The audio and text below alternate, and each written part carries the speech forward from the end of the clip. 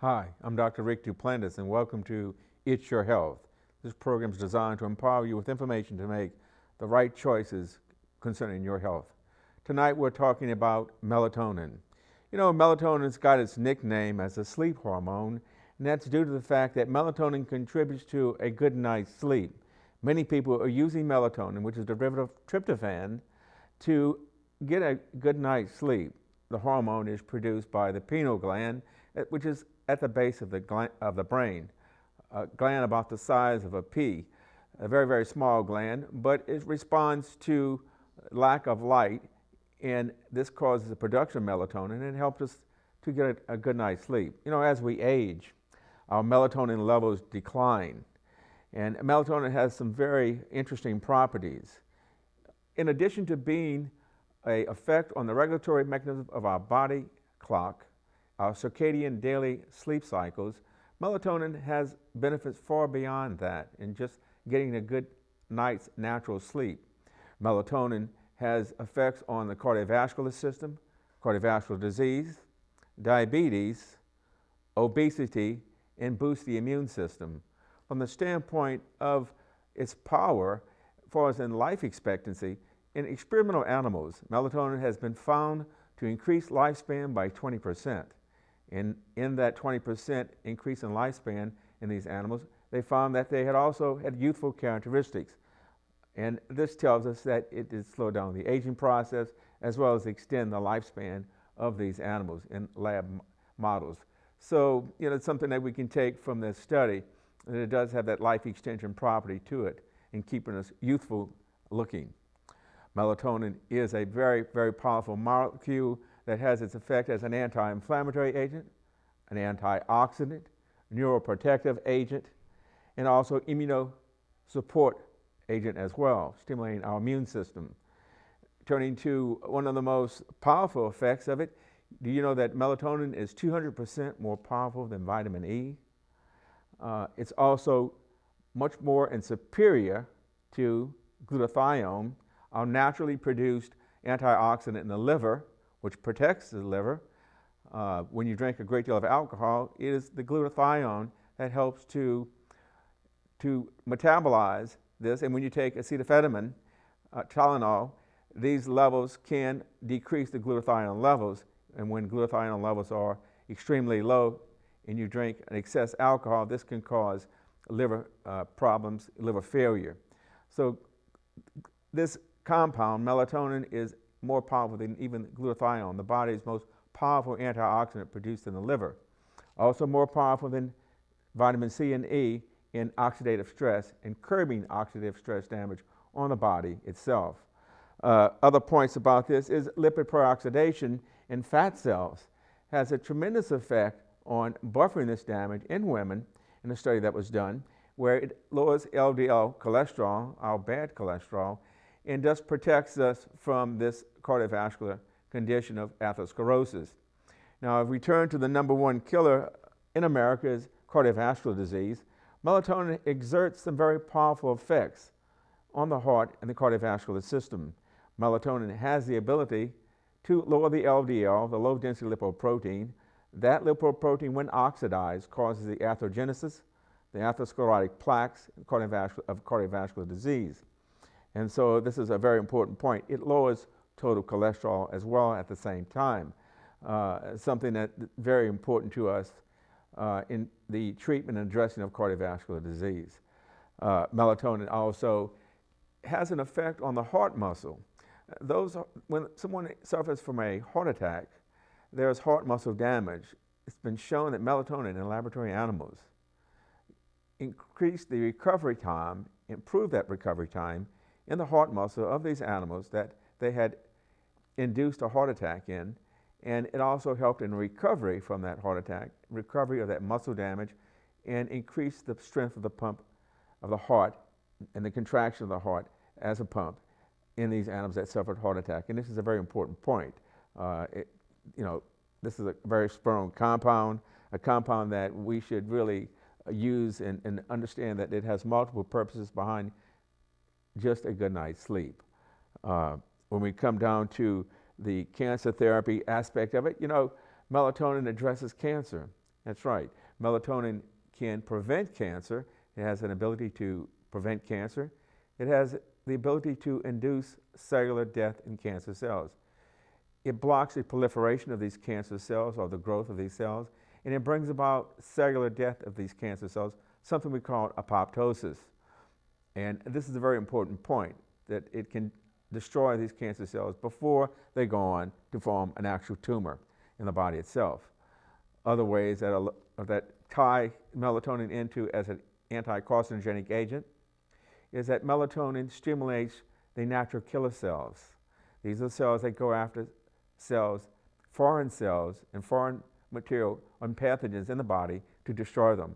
Also, T helper cells are activated by the compound melatonin, this hormone.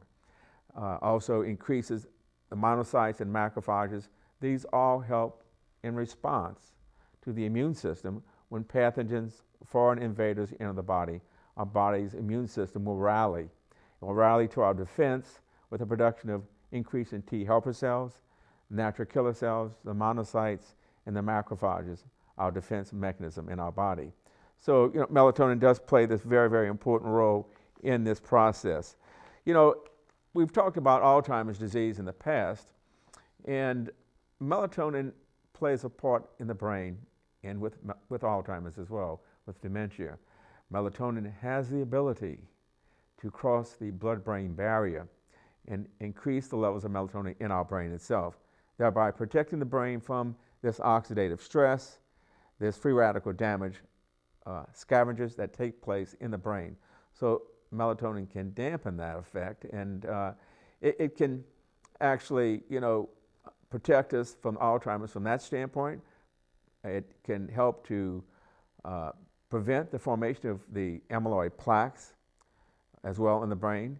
And as we've known from former shows on dementia, on Alzheimer's, we talked about amyloid plaques in the past. This shouldn't be a new terminology to you. Those plaques that form on the outside of the brain cells, the neurons, and that block the transmission from one nerve cell to another. It prevents that formation of this amyloid beta protein, this destructive plaque in the brain. So it's a very powerful effect that it has on it. It also helps early on in Alzheimer's. It helps with cognition. It helps with memory. It helps them get a good night's sleep as well, as we said. Usually doses for melatonin would be anywhere from 300 micrograms up to 10 milligrams per night.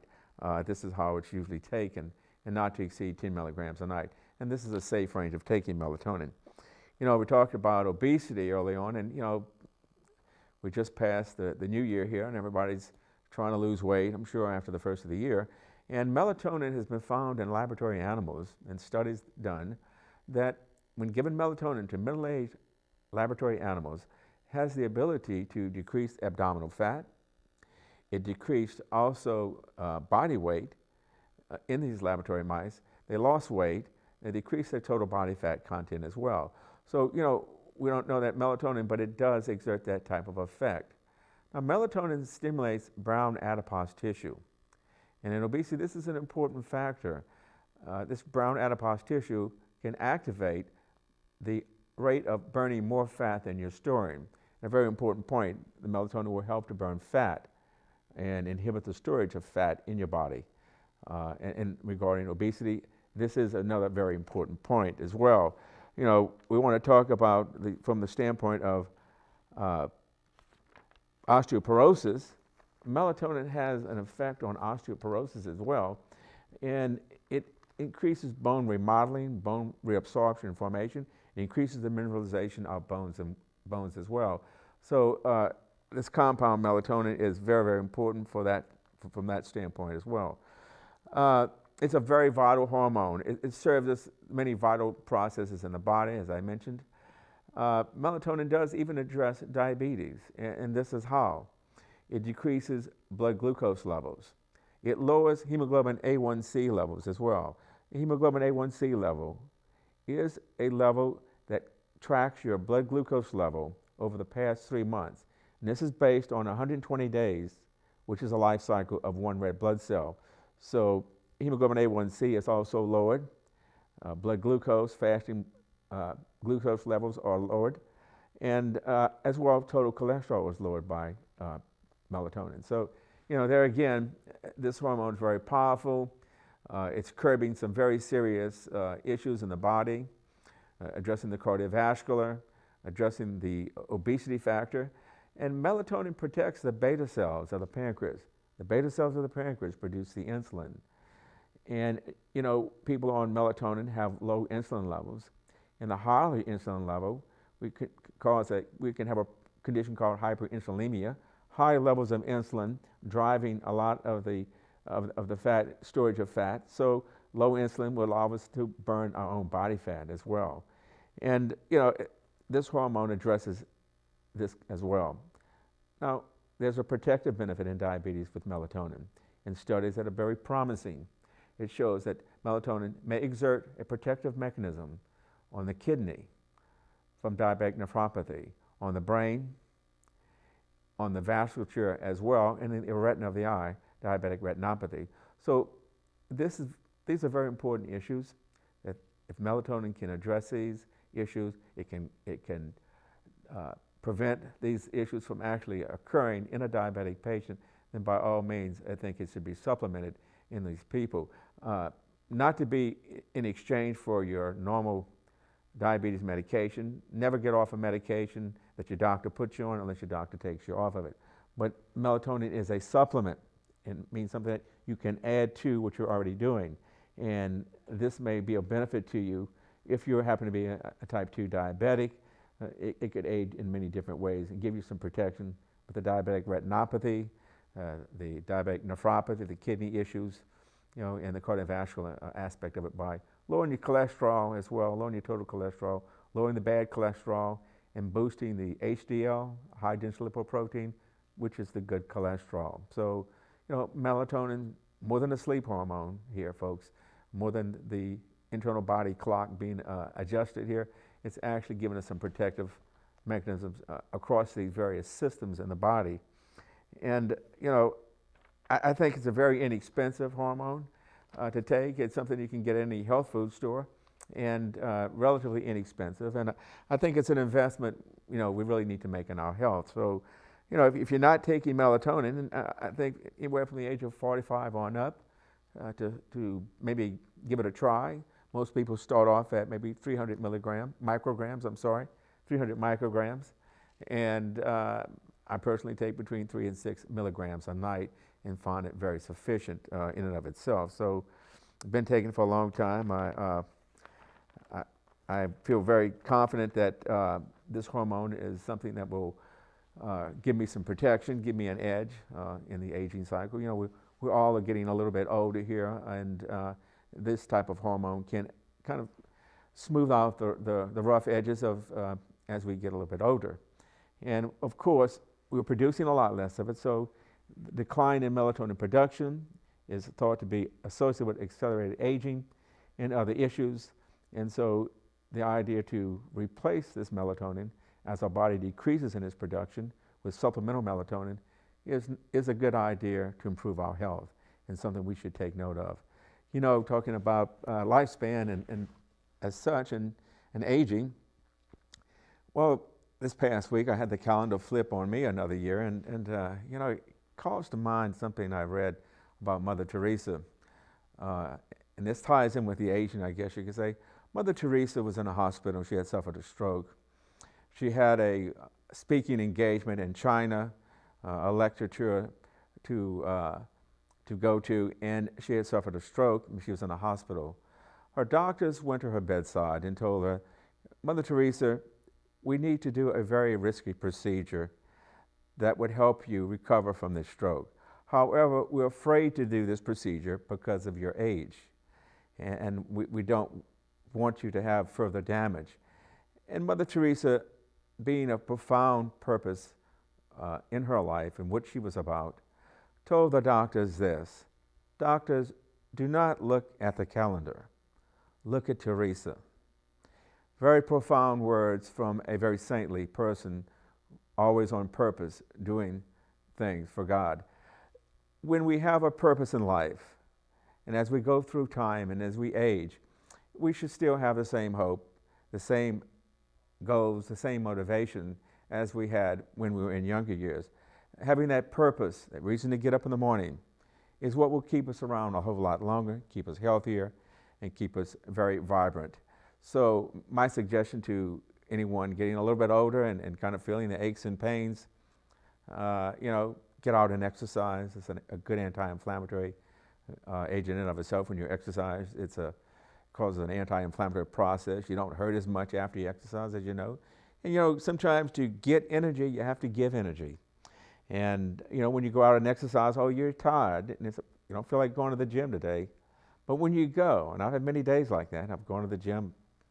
I wish I would have been doing something totally different, but I'll go to the gym, exercise, and find at the end of that workout, I've got a great deal of energy. And I'm glad that I put my body through all the steps of my workout just the same. So sometimes we need a little nudge. Sometimes we need that push to keep going and to keep training and to keep on our goals and stay on the path of trying to lose weight, trying to get in better health, and trying to get in shape as well. So, persevere. You can do it. You just got to stay with it. People make resolutions.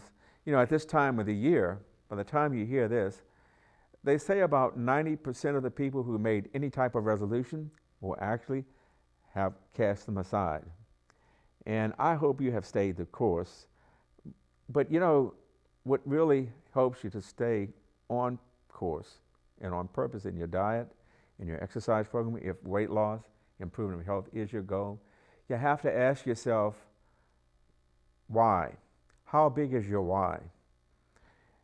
And that is going to determine the extent of success that you're going to have in your program.